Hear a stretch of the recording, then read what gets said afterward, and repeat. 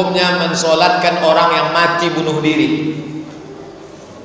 Di kantor ditekan atasan, di jalan ditangkap polisi, di rumah ditekan bini, stres, minum baygon, mati. Apakah dia disolatkan atau tidak? Berkelailah satu kampung.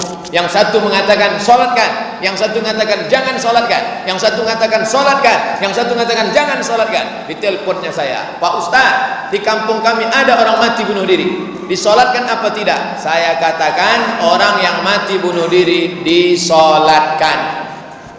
Tapi Nabi tak menyolatkan orang yang mati bunuh diri. Nabi tidak menyolatkan orang yang mati bunuh diri. Itu bukan linnahi, bukan larangan, tapi lizzajri, teguran. Nabi tidak ikut menyolatkannya, tapi sahabat yang menyolatkan tak dilarang Nabi. Ingat, orang yang mati bunuh diri tetap disolatkan. Dalilnya Nabi tidak menyolatkan karena itu lizzajri, teguran, jangan bunuh diri. Tapi sahabat Nabi menyolatkan, Nabi diam. Diamnya Nabi itu namanya takrir, boleh menyolatkan orang yang mati bunuh diri. Tapi kata Syekh Atiyah Soqar, ada orang yang mati bunuh diri tak boleh disolatkan. Kenapa? Karena beberapa hari sebelum mati dia murtad.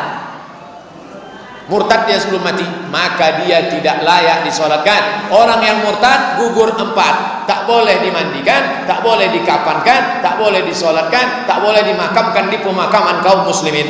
Jadi jenazahnya diapakan Pak Ustaz? Campakkan ke Sungai Siak.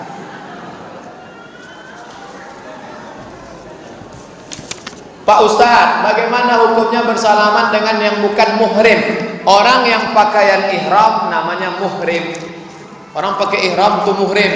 Adapun yang saya dengan ibu itu namanya mahram. Jangan lagi pakai muhrim, mahram. Apa hukum bersalaman dengan orang yang tidak mahram? Dengan alasan menghormati orang yang lebih tua. Misalnya bersalaman, saya baru pulang dari Maroko, bersilaturahim ke rumah Ustadz Darisman. Assalamualaikum Ustadz. Ustadz, ya. Kata beliau, kau sudah kerja? Man, belum bang. Aku nih kerjaku pengacara, pengangguran banyak acara. Diajaknya lah saya ke UIN. Dialah yang masukkan saya ngajar bahasa Arab di UIN.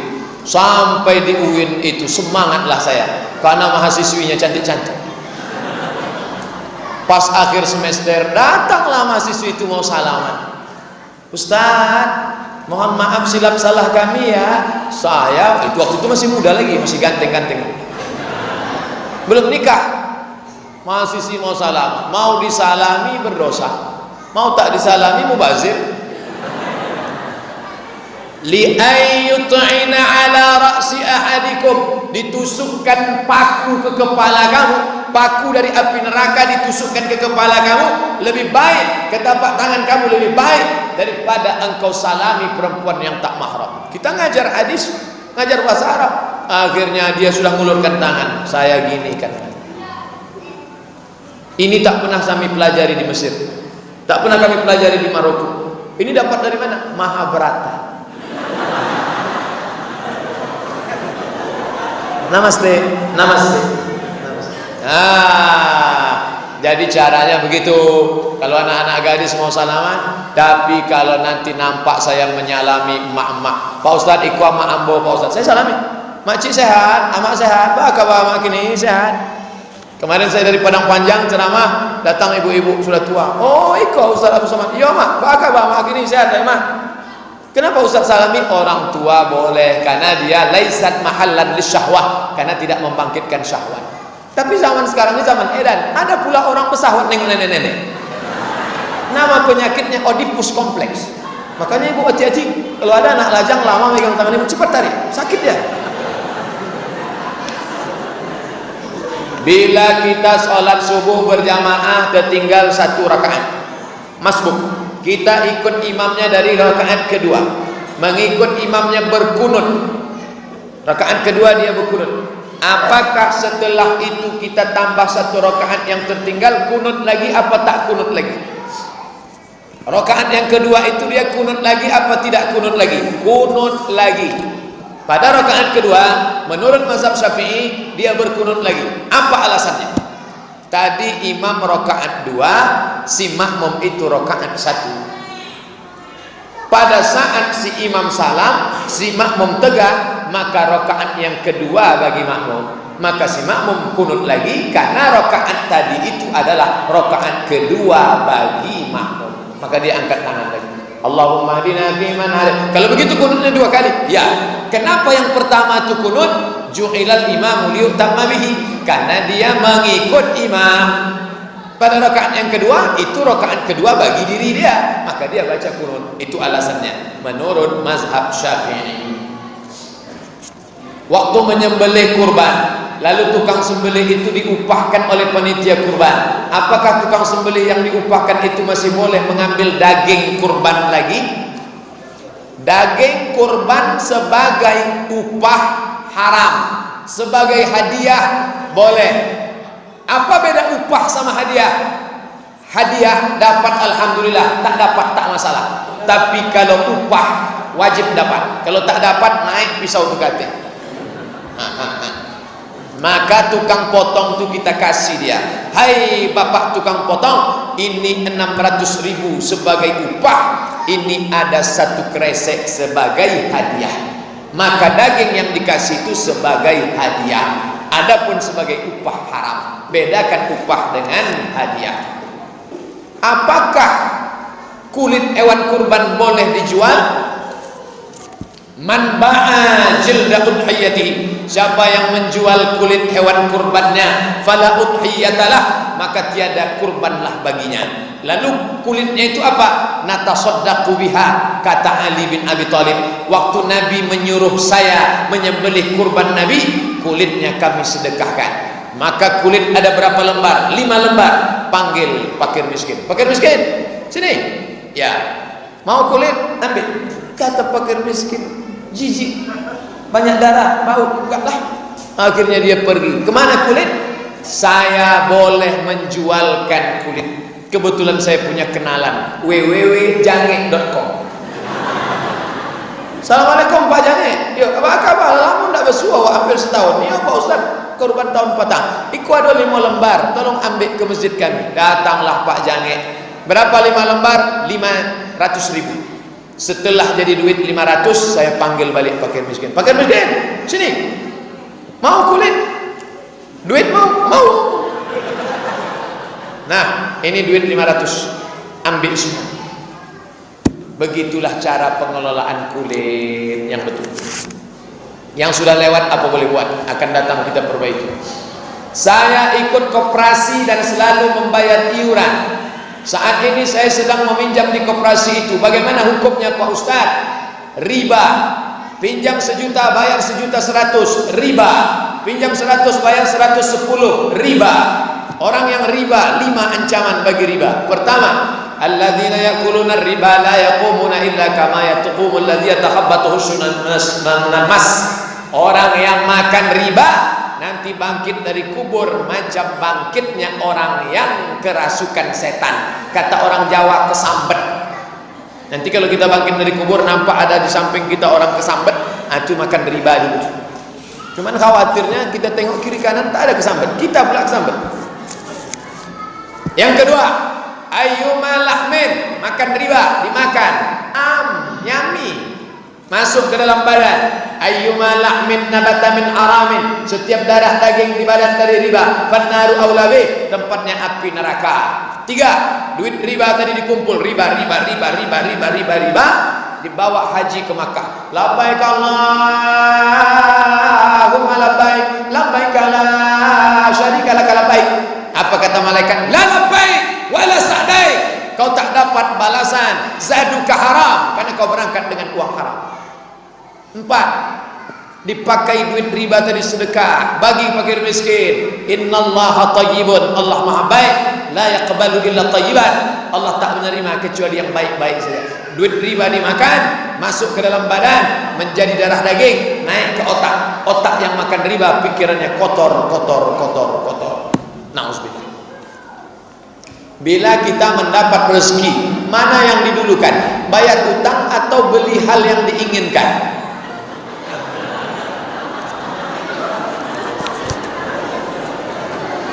Ini saya tunjukkan ayatnya.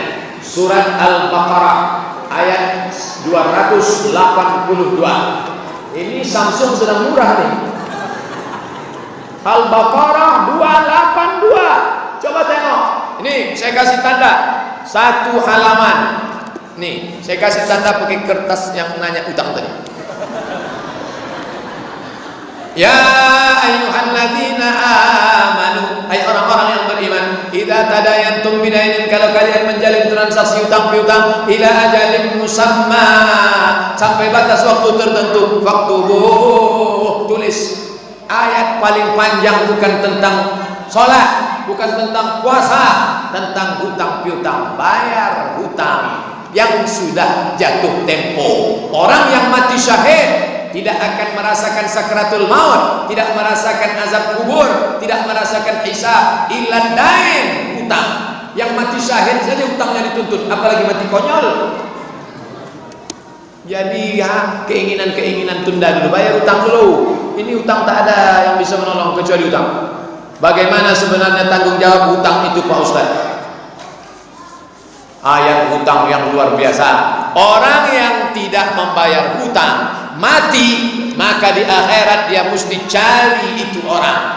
Dia cari di mana? Di padang mahsyar. Mencarinya di padang mahsyar. Di padang panjang aja payah jumpa, apalagi di padang mahsyar. Saya tak sanggup membayangkan hutang piutang. Makanya Ustadz Darisman Ahmad, kalau ada hutang saya waktu di Mesir dulu, tolong izinkan aja lah. Bolehkah puasa Asyura 9, 10 sebaleh dilanjutkan dengan puasa sunat Kamis yang jatuh tanggal 12, lalu dilanjutkan lagi dengan puasa 13, 14, 15 yang berakhir di hari Ahad, pada hari Seninnya dilanjutkan lagi dengan puasa sunnah? Boleh apa tak boleh? Boleh. Udah itu aja. Iya. Kalau cuma bilang boleh tak boleh, kami pun pandai. Dalilnya mana? Dalilnya hadis riwayat seorang laki-laki dari Bahilah, rajulun al-Bahili minal Bahilah. Apa kata dia kepada Nabi? Ya Rasulullah, aku mau puasa. Apa kata Nabi? Wa minal hurumi fasum, berpuasalah engkau di bulan-bulan haram. Bulan haram itu berapa? 4. Zulqa'dah, Zulhijjah, Muharram, Rajab. Andai dia berpuasa full tetap boleh. Tapi bagi perempuan puasa sunat tak boleh kalau tak izin suami. Jangan lupa mengurus surat izin atasan.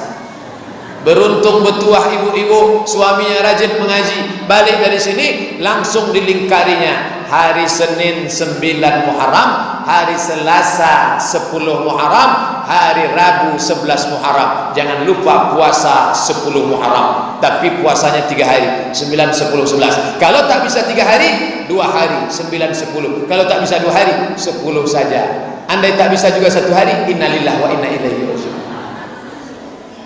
Nih, boleh dia puasa 4 bulan kalau laki-laki itu memang sehat walafiat. Mencari nafkah wajib, berpuasa sunat. Gara-gara puasa sunat dia tak mencari nafkah, tak betul. Ini orang jahil, skala prioritas dalam beramal. Tapi kalau tak ada penghalang, boleh dia puasa sunat banyak-banyak.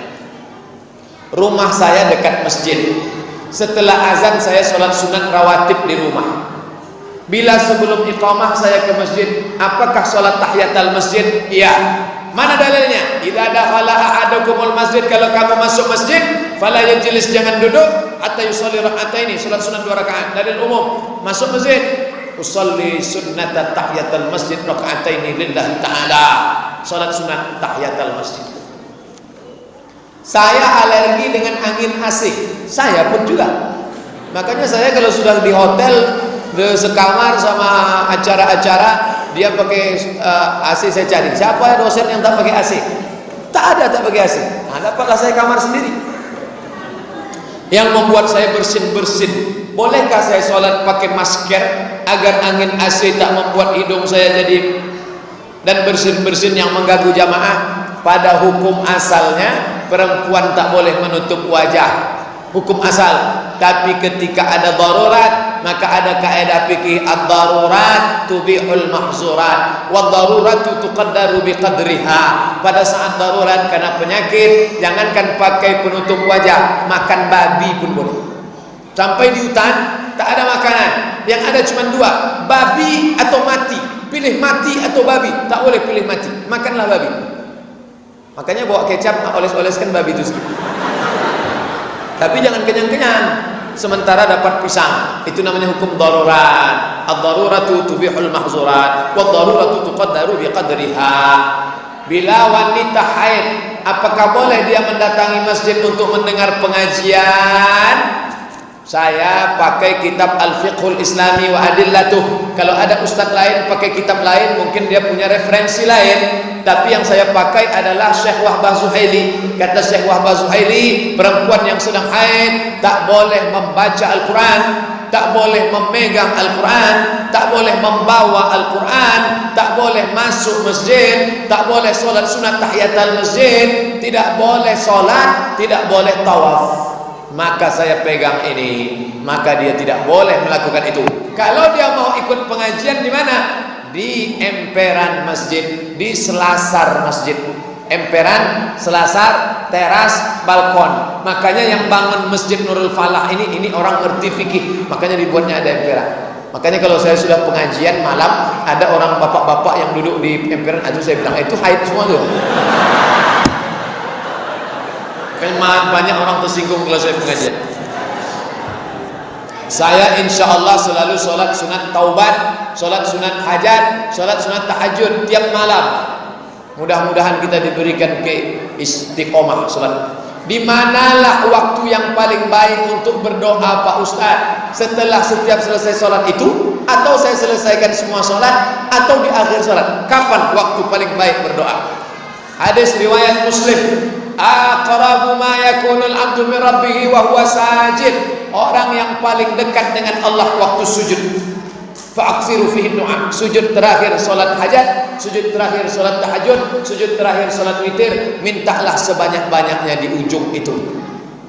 Tapi tidak boleh pakai bahasa Indonesia. Kalau diucapkan di mulut batal salat. Ambo kiniko batal langsung. Maka dalam hati saja. Berapa lama sujudnya? Waktu Nabi sedang sujud terakhir, dicubit Aisyah tangan Nabi dicubit Aisyah.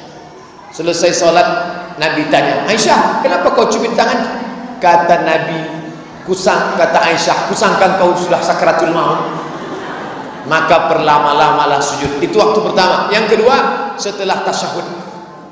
Fil alamina innaka hamidum majid. Allahumma ighfir li ma qaddamtu wa ma akhartu wa ma asrartu wa ma a'lantu wa ma asraftu wa ma anta a'lamu bi minni antal muqaddim wa antal muakhiru la ilaha illa anta subhanaka inni kuntu minaz zalimin. Allahumma inni a'udzubika min 'adzabi jahannam wa min 'adzabil qabri wa min fitnatil mahya wal mamat wa min syarri fitnatil masiihid dajjal. Allahumma a'inna 'ala dzikrika wa syukrika wa husni ibadatik. Tambahkanlah apa yang mau diminta. Selesai itu, selesai salat, angkat tangan. Saya tak bisa bahasa Arab Pak Ustaz. Doa itu cuma 4 yang bahasa Arab. A'udzubillahi minasyaitonirrajim. Bismillahirrahmanirrahim. Alhamdulillahirabbil alamin. Wassalatu wassalam. A'udzubillah, bismillah, alhamdulillah, selawat. Sisanya bahasa Indonesia. Anakku sedang sekolah di Yogyakarta, ya Allah, jauhkan dia dari Syiah, jauhkan dari kelompok sesat, jauhkan dari aliran kebatinan. Jangan sampai dia ikut Ki Gendeng Pamungkas di Jokobodo. Jangan sampai dia ikut penggandaan uang. Jangan sampai dia kena narkoba. Cepatlah dia selesai S1, nilai IP-nya 4, pulang ke Pekanbaru bisa dia jadi PNS, honorer, minta apa-apa, tapi jangan lama-lama. Saya tak bisa doa kalau pakai bahasa Indonesia Pak Ustaz. Bahasa awak nan rancaknya iko banyak banan akan dimintakan anak pak tetamu alun balaki anak kedua alun babinin anak ketiga bacarai pulau. Iki wis perang-perang dino pojok erong teko piye iki wis ngalor ngidul ngetan ya Allah. Bagaimana cara menasehati dan mengajak anak sholat? Karena anak saya tak mau sholat sama sekali, bahkan sholat Jumat pun tak mau Pak Ustaz. Muru auladakum bis shalah, suruh anak kamu salat wahum abna'u sab'a, 7 tahun suruh. Wadribuhum fil asra, umur 10 pukul, umur 7 suruh, umur 10 pukul. Kalau dia tak mau juga usir. Kamu uang sekolah, uang kuliah, kunci motor, uang bensin, APBD potong 25%. Ikut cakap saya. Kenapa anak ini berani melawan? Karena dari kecil tidak dididik. Kalau hendak membentuk buluh, bentuklah dari rebung. Rebung yang bisa dibentuk. Kalau sudah jadi bambu kuning, dia akan pecah. Ini masih rebung, bisa dibentuk. Tapi kalau dia sudah jadi bambu, ada dua kemungkinan. Kalau tidak dia patah, kepala awak pecah. Umur saya sekarang 40 tahun, tapi dengan emak saya masih takut. Kalau emak saya manggil Mat, sini. Emak saya tak manggil Ustaz, manggil nama aja. Mat, sini dulu. Waang jangan duzina. Aku nih Ustaz nih Mak. Ustaz pun banyak setannya. Sampai hari ini mak saya main panggil sini, masih takut lagi sama. Maka saya heran nengok ibu-ibu ngaju, anak saya kok nggak takut, berarti ada something wrong, ada kesalahan dari awal. Ini udah salah setting ini. Kenapa bisa terjadi? Ingat, kejahatan terjadi bukan hanya karena ada niat dari pelakunya, tapi juga karena ada kesempatan. Waspadalah, waspada. Bagaimana Pak Ustaz kalau suami saya rajin sholat tapi tak pernah baca Quran? Iqra'ul Quran, bacalah Al-Quran. Fa innahu ya'ti yaumal qiyamah, Quran itu akan datang pada hari kiamat. Syafi'an li ashabi, dia akan memberikan syafaat pertolongan. Bacalah Al-Quran. One day, one juz, satu hari satu juz. Kalau tak sanggup satu hari satu juz, one day half juz, satu hari setengah juz. Kalau tak sanggup, one day one page, satu hari satu halaman. Ikut program Odoj, one day one juz, motivasi. Yang penting baca Quran. Belum sanggup baca semua Quran, baca hatinya Quran. Yasin. Man qara'a Yasin fi lailatin, siapa yang baca Yasin pada suatu malam, asbaha maghfuran lah, pada waktu subuhnya dia sudah diampuni Allah. Awal-awalnya Yasin, habis itu Al-Kahfi malam Jumat, habis itu juz Tabarak. Siapa yang baca 30 ayat sebelum tidur malam, tabarakalladzi biyadihil mulku wa huwa ala kulli syai'in qadir, dijauhkan dari azab kubur. Membaca surat Al-Waqi'ah, dijauhkan daripada miskin susah melarat. Dipahami maknanya, membangkitkan semangat etos kerja. Tapi dia bukan mantra, bukan dibaca-baca tiba-tiba datang duit dari atas, bukan. Itu namanya Dimas Kanjeng. Pak Ustadz, bagaimana bila anak perempuan saya yang sudah menikah tidak memakai jilbab? Apakah masih tanggung jawab kami sebagai orang tua? Ya, tanggung jawab orang tua kepada anak dua, mati anak itu duluan atau kita mati duluan. Adapun dia menikah, dulu dia di rumah kita pakai jilbab, di rumah kita dia sholat. Setelah nikah tiba-tiba jilbabnya melayang, pakaiannya setengah tiang, pakai baju you can see, kamu can bisa see menengok, you can see kamu bisa menengok ke tiang mini saya. Maka kita wajib panggil dia, hai anakku duduk sini, hai menantuku duduk sini. Mau dibawa kemana hubungan ini? Hah? Hei menantuku, ini anakku ini bukan dapat kau di tong sampah. Ini ku didik 9 bulan 10 hari di sini, 2 tahun ku susukan. Tiba-tiba kau datang hanya membawa cincin emas 1 gram, itu pun masih kredit. Enaknya kau menyuruh dia buka jilbab. Maka kau mesti takut pada Allah. Makanya sebelum menikahkan anak itu, menantu itu di fit and proper test. Apa yang pertama ditengok? Agama. Nih, yang masih punya anak-anak gadis yang akan menikah, hai saudara-saudaraku, bapak ibu saudaraku yang kusayangi sekalian, mau menikahkan anak, yang pertama tengok agamanya. Allahumma inna nas'aluka salamatan. Ibu ni asal sudah datang anak lajang buka gorden tengok pakai mobil mewah. Ikolah yang nampak malam tadi waktu istikharah bang. Jadi nikahkan aja sama ini. Entah tak sembahyang, tak perlu tanya sholat tak sholat, yang penting kita nikahkan. Akhirnya dinikahkanlah sama orang yang tak sholat. Disuruhnya buka jilbab, disuruhnya ninggalkan sholat, disuruhnya rambut rebonding, disuruhnya pakai keriting. Macam anak Ahmad Albar anak kita tuh jadi rusak agama. Tidak ada yang dapat menyelamatkan umat ini selain balik kepada agama. Siapakah mahram kita yang boleh bersalaman bersentuhan dengan kita Pak Ustaz? Karena antara ipar kita apakah mahram? Dengan guru, dengan murid? Karena banyak orang sembarangan salaman. Saya dengan mahasiswi tidak. Tapi anak-anak MDA ini kalau salaman, kan anak kecil, menengok anak-anak ingat kita anak di rumah, menengok mahasiswi lupa bini kita di rumah. Jangan kena alasan murid. Ingat, talbisu iblis, setan sedang bermain. Dia sudah akil balik, tangannya lembut, ada getaran-getaran syahwat. Saya tak bersyahwat Pak Ustaz. Berarti homo. Hati-hati. Nah, adapun adik ipar, kata Nabi, jangan kalian dekat-dekat. Wa kaifal hamu? Alhamu al-maut. Alhamu al-maut. Ipar itu mati, kata Nabi. Ipar mati. Kenapa ipar itu disebut mati? Saya nikah dengan kakaknya, saya mesra dengan adik ipar. Ini kalau sempat terjadi mati. Kisah nyata, true story. Bertanya ke saya, Pak Ustadz, boleh saya nikah lagi? Boleh. Suruh izin, surat izin atasan. Tapi kalau saya menikah hancur rumah tangga ini Pak Ustadz. Kenapa? Yang suka sama saya itu adik ipar saya. Tengok, sudah macam adik saya, sudah macam adik saya, sudah macam. Berapa lama yang awalnya macam menjadi macam-macam.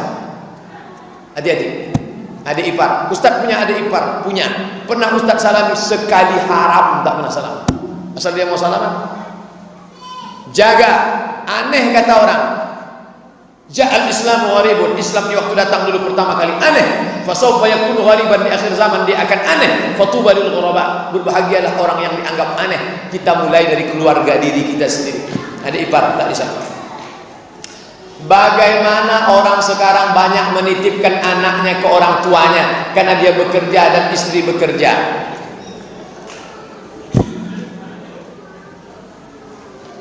Berapa kali emak saya tidak puasa karena menghamilkan saya dulu. Berapa hari puasanya tinggal karena saya menyusu dengan dia. Saya tanya ke emak saya, "Mak, ya, waktu mak membesarkan aku berapa hari tinggal?" 90 hari dia tak puasa gara-gara saya. Berapa kali dia tak salat duha gara-gara saya kencing. Berapa kali dia tak tahajud malam gara-gara saya tak bisa tidur. Di hari tuanya ini saya tak pernah menitipkan anak saya sekalipun. Mak, mau ke masjid mana ku antar iktikaf, mau ikut pengajian di masjid mana ku bawa. Nanti malam mau saya bawa ke Masjid An-Nur menengok pembukaan MTQ. Aku ingin di hari tuamu ini, aku tak kaya, tak bisa aku belikan kau istana rumah mewah, paling tidak menyenangkan hati orang tua, jadilah. Tak bisa aku belikan kau gelang emas yang besar, karena aku pun susah. Tapi jangan menyusahkan orang tua. Menitipkan anak kepada orang tua, dua efeknya. Pertama, menyusahkan orang tua. Nenek tak pernah menolak cucu. Tak pernah mak kita itu menolak. Kalau saya titipkan, "Mak, jaga anakku sebentar," tak akan pernah dia menolak. Tapi ingat, kita sudah merusak hari tuanya. "Mak, baca Quran sajalah. Mak, mau pergi umrah kasih duit, tapi untuk ini tak usahlah." Nah, ini tentang masalah orang tua. Yang kedua, efeknya anak-anak yang dibesarkan oleh nenek mengalami kekacauan otak. Ini yang ngomong dokter di Masjid An-Nur seminggu yang lalu. Kenapa? Karena nenek itu terlampau sayang. Sebelum dia pakai celana sudah dipakaikan, sebelum dia mau minum sudah dituangkan. Maka dia mengalami kekacauan otak gara-gara dibesarkan oleh nenek, karena dimanja-manja. Kebanyakan cucu-cucu yang kacau itu salah satu sebabnya adalah karena dimanja oleh nenek. Hati-hati. Salat jamaah di waktu asar, mana yang didulukan Pak Ustaz? Zuhur dulu atau asar dulu? Kalau jamak takdim, wajib zuhur dulu. Tapi kalau jamak takhir, tidak disyaratkan mualat. Mualat itu berurutan, tidak mesti zuhur dulu. Kalau ada yang melaksanakan zuhur dulu, dia menjaga urutan. Zuhur baru asar. Kalau ada yang melaksanakan asar dulu, dia melaksanakan asar karena menghormati waktunya waktu asar. Tidak disyaratkan mualat. Boleh zuhur dulu baru asar, boleh asar dulu baru zuhur. Tapi kalau saya musafir sampai ke Minas, Kandis, sampai di Kandis ada sholat asar, maka saya sholat asar dengan imam. Setelah asar baru saya sholat zuhur. Begitu tentang masalah. Begitu dalam kitab Al-Fiqhul Islami wa Adillatuh, Syekh Wahbah Az-Zuhaili. Bagaimana hukumnya membaca doa kunut dalam sholat subuh? Hanafi, Maliki, Syafi'i, Hambali. Yang tidak berkunut itu mudah ingatnya, yang paling tua dengan yang paling kecil. Nah, jadi lampang metal pula itu.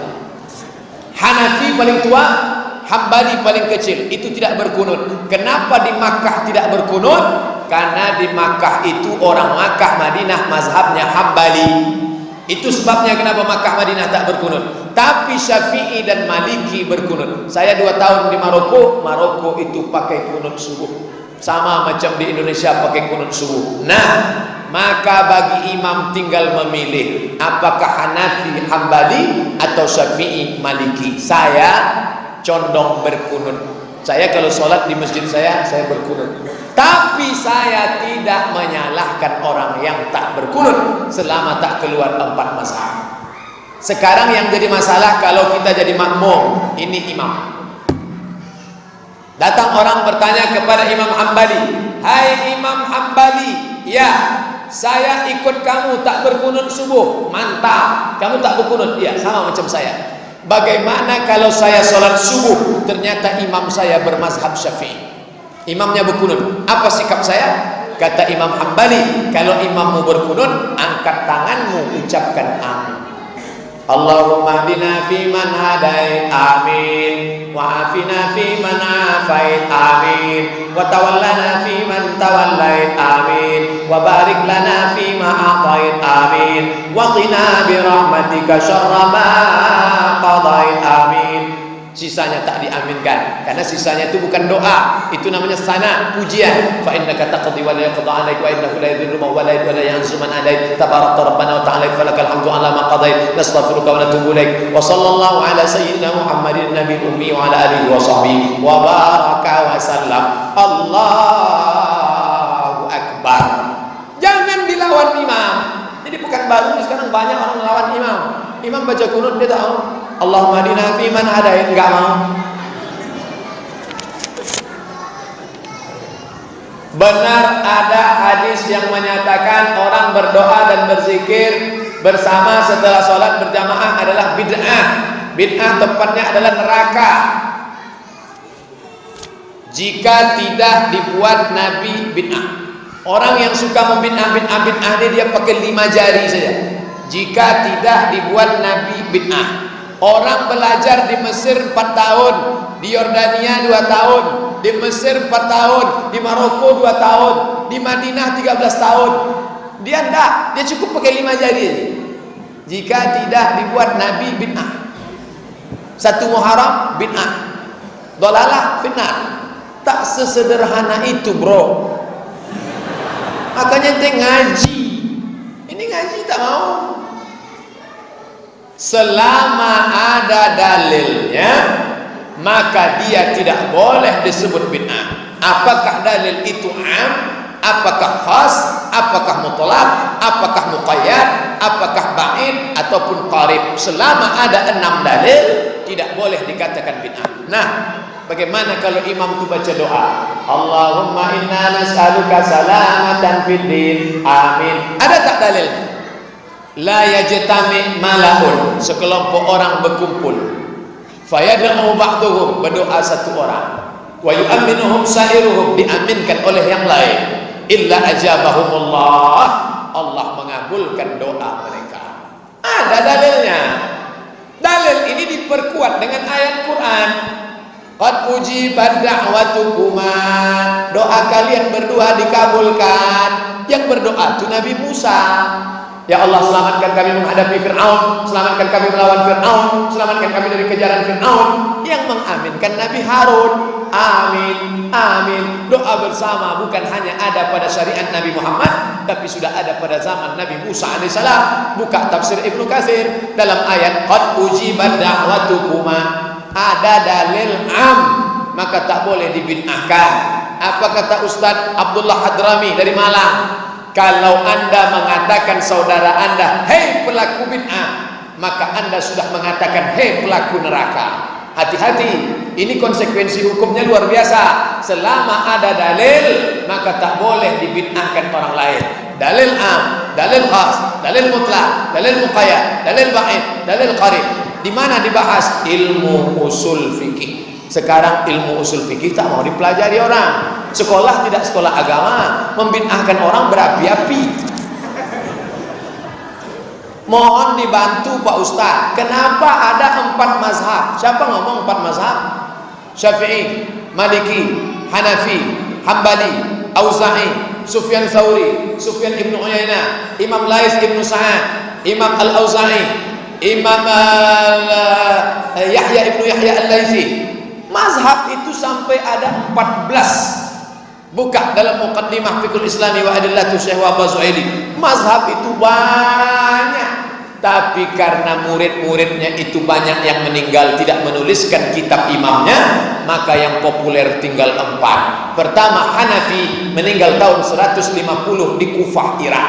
Yang kedua Maliki, meninggal di Madinah tahun 179. Yang ketiga Syafi'i, meninggal di Kairo, Mesir tahun 204. Yang keempat Hambali, meninggal di Baghdad, Irak tahun 241. Bukan cuma 4, yang masyhur itu 4. Kenapa mesti ada mazhab? Ini Quran, ini sunnah. Marilah kita kembali ke Quran dan sunnah. Marilah kembali ke Quran dan sunnah. Tidak semua orang bisa kembali ke Quran dan sunnah. Saya bisa kembali ke Quran dan sunnah, langsung saya kembali ke Quran dan sunnah. Tapi tak semuanya bisa, tak sanggup. Dia harus ke gelas dulu. Quran, sunnah, gelas, baru dia. Kita baca Quran. Fi qulubihim maradun, dalam hati mereka ada penyakit. Mana ada penjelasannya? Jadi maka saya yang tak paham datang ke Dr. Mustafa Umar. Dr. Mustafa Umar, apa artinya ini? Oh, ini artinya ragu. Maka saya sedang bermazhab. Mazhab apa namanya? Mazhab Mustafa Umar. Mazhab itu artinya pendapat ijtihad si imam. Jadi jangan katakan kamu ikut Syafi'i apa ikut Nabi, kamu ikut Syafi'i apa ikut Quran. Itu orang jahil bin bahlul bin goblok. Imam Syafi'i itu hafal Quran, Imam Syafi'i itu hafal hadis, Imam Syafi'i itu gelarnya Nasirus Sunnah. Quran, hadis, ijma', qiyas. 10. Quran, hadis, ijma', qiyas, syar'u man qablana, qaulus sahabi, istihsan, istishab, urf, saddu zara'i. 10 di kepala Imam Syafi'i. Baru bisa dia mengeluarkan satu hukum. Belajar baik-baik. Tinggal 2 kertas lagi. Bapak Ibu sabar. Apa hukum mengadakan wirid Yasin? Karena ada sebagian orang mengatakan bid'ah. Kalau ada orang mengatakan bid'ah, bid'ahnya di mana? Baca Yasin bid'ah. Yasin itu Quran apa tak Quran? Kecuali ada namanya wirid membaca Matius, Markus, Yunas, Yohanes, baru bid'ah. Yasin itu ada dalam Quran. Kenapa Yasin dan dibaca? Karena setiap surat-surat itu ada keutamaannya. Man qara'a surat al-kahfi lailatal yaumal jumu'ah. Siapa yang baca surat al-kahfi malam Jumat, Allahu lahu min nur, diberikan Allah dia cahaya ma bainal jumu'ataini. Ada keutamaannya. Dibaca Yasin kan ada keutamaan Yasin. Oh, bid'ah kalau dibaca bersama-sama. Dibaca bersama-sama itu kata Imam Ibnu Taimiyah. Ibnu Taimiyah mengatakan baca bersama-sama itu hukumnya la ba'sa bih, boleh, tak masalah. Imam Al-Buhuti mengatakan kalau baca bersama-sama tajwidnya tak sama, makruh. Tapi ibu yang sudah belajar tajwid bersama, bacanya bersama. Kata Imam Syafi'i dalam kitab Majmu' Syarah Muhazzab, membaca Quran bersama hukumnya mustahab, dianjurkan, membangkitkan semangat. Yasin di Maroko sebelum sholat Jumat membaca Quran bersama-sama 1 jam. Masjid-masjid Maroko hari Jumat datang jam 11, baca Quran sampai jam 12 bersama-sama, beramai-ramai. Itu bukan orang kampung kita yang buat.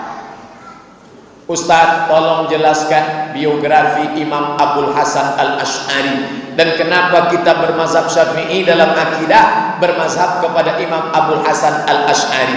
Imam Abul Hasan Al-Asy'ari itu awalnya golongan Mu'tazilah. Setelah 40 tahun dia buka jubahnya, dia lepaskan, dia campakkan. Sebagaimana aku mencampakkan jubahku ini, begitulah aku keluar dari Mu'tazilah. Sekarang aku menjadi Ahlus Sunnah wal Jamaah. Membaca ayat Quran tak bisa dipahami secara tekstual. Ar-Rahmanu 'alal arsy istawa. Allah duduk di atas kursi. Macam mana Allah duduk di atas kursi? Kalau Allah duduk di atas kursi, berarti kursinya di bawah. Kalau Allah duduk di atas kursi, berarti Allah mengambil tempat. Kalau Allah mengambil tempat, berarti Allah bukan Tuhan. Karena bertentangan dengan dua ayat. Laisa kamitslihi syai'un wa huwas samiul basir. Maka dari dulu sudah disepakati Ahlus Sunnah wal Jamaah itu adalah Asy'ari dan Al-Maturidi. Hanya saja kalau mazhabnya Hanafi, akidahnya condong Maturidi. Turki, India, Pakistan, Bangladesh itu dalam masalah fikihnya Hanafi, dalam masalah akidahnya Maturidi. Sedangkan Indonesia, Brunei Darussalam, Malaysia, Yaman, Thailand, Patani Selatan, dalam fikihnya Syafi'i, dalam akidahnya Asy'ari. Dia sudah sepaket tiga. Dalam fikih Syafi'i, dalam akidah Asy'ari, dalam tasawuf Junaid al-Baghdadi dan Abu Hamid al-Ghazali. Ini tiga paket, tiga serangkai yang tak terpisahkan. Apakah doa di saat sujud dengan bahasa Indonesia diawali dengan ta'awuz bismillah, alhamdulillah, salawat? Tidak. Waktu sujud itu kalau ada dia pakai a'udzubillahi minasyaitonirrajim, bismillahirrahmanirrahim, alhamdulillahirabbil alamin, wassalatu wassalam, boleh. Karena membaca bacaan di dalam sujud itu boleh. Tapi andai dia tidak baca ta'awuz, tidak baca bismillah, tidak baca alhamdulillah, tidak salawat, langsung sudah. Kenapa? Karena semua itu sudah terbaca di awal sholat. Alhamdulillahirabbil alamin. A'udzubillahnya di awal. A'udzubillahi minasyaitonirrajim. Bismillahirrahmanirrahim. Alhamdulillahirabbil alamin. Selawatnya at-tahiyatul mubarakatuh shalawatut thayyibatullah. Selawat. Andai tidak, maka sudah tercover dengan itu. Maka waktu sujud itu tinggal doanya saja. Kertas terakhir. Bolehkah sholat memakai mukena yang bergambar binatang? Nah, jangan pakai gambar kucing, gambar kelinci, gambar Barbie. Gambar daun, gambar bunga boleh. Bunga pun jangan besar-besar. Buatlah bunga besar. Orang di belakang menengok. Di mana lah di bordirnya ini? Ada bunga teh ayam sih. Pokoknya yang bagus, yang polos-polos saja. Tapi yang bunga tak salah. Makanya keliling ini bunga-bunga. Coba tengok bunga semua. Hebat. Paling banyak pintu dikasih bunga Masjid Nurul Falah. Bunga. Binatang tak boleh. Kepala harimau, kepala binatang yang bernyawa tak boleh. Apa hukumnya menolong orang tua yang berbeda agama dengan kita? Orang tua non muslim boleh. Mana dalilnya? Enak aja Ustaz ngomong boleh. Asma binti Abi Bakar datang menghadap Nabi. Ya Rasulullah, ummi qadimat wa hiya raghibatun. Emak saya non muslim. Emak Asma itu non muslim, mau jumpa sama Asma karena sudah rindu. Asma takut berjumpa dengan emaknya. Lalu dia nanya ke Nabi, afa asiluha, bolehkah ku sambung silaturahim dengan emakku? Kata Nabi, siliha, silakan sambung. Afa utiha, boleh ku kasih dia hadiah, ku belikan baju, ku kasih duit? Kata Nabi, i'tiha, boleh. Ibu, bapak, mu'allaf punya emak non muslim, boleh. Saya kasih baju, boleh. Saya belikan kamput, jangan. Tapi kalau sudah dalam masalah ibadah, wala ana abidun ma'abattum wala antum abiduna ma'abud lakum dinukum waliyadin. Terima kasih atas segala perhatian. Mohon maaf segala kesilapan. Ala hazihin niyah al-Fatihah. A'udzubillahi minasyaitonir rajim. Bismillahirrahmanirrahim. Alhamdulillahirabbil alamin. Ar-Rahmanir Rahim, Maliki Yaumiddin. Iyyaka na'budu wa iyyaka nasta'in. Ihdinas siratal mustaqim. Siratal ladzina an'amta 'alaihim ghairil maghdubi 'alaihim waladdallin. Amin. Allahumma inna a'udzubillahi minasyaitonir rajim. Bismillahirrahmanirrahim. Alhamdulillahirabbil alamin. Wassalatu wassalamu ala asyrafil anbiya wal mursalin wa ala alihi wa sahbihi ajma'in. Allahumma inna nas'aluka salamatan fid din. Berikan kami keselamatan dalam agama ya Allah. wa afiatan fil jasad, sehatkan badan kami ya Allah, wa ziyadatan fil ilmi, tambahkan ilmu kami ya Allah, wa barakatan fil rizqi, berikan berkah pada rezeki kami ya Allah, wa taubatan qablal maut, berikan kami taubat sebelum mati, wa rahmatan indal maut, curahkan rahmat ketika kami mati, wa maghfiratan ba'dal maut, berikan ampunan kepada kami sesudah kami mati.